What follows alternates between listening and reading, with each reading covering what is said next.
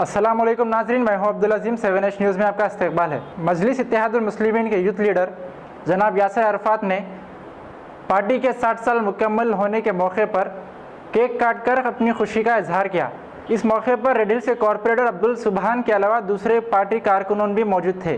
पेश है इस मामले पर हमारे नुमाइंदे अहमद की ये रिपोर्ट। मुरादनगर एरिया में 60 साल जश्न मनाया जा रहा है। मुस्लिम का मैं बहुत बहुत मुबारकबाद देता हूँ आली जनाब गारस रसूलुद्दीन ओवैसी साहब का और रसूलुद्दीन ओवैसी साहब का, और यहाँ के जितने भी लोग आज जो केक काटे हैं 60 साल जश्न मनाते हुए, उन सबको मैं काफ़ी मुबारकबाद देता हूँ। जितने भी सदर इब्तदाई मुसम्मत यहाँ पे मौजूद है सबको मुबारकबाद देता हूँ। 7H न्यूज़ आपकी आवाज़।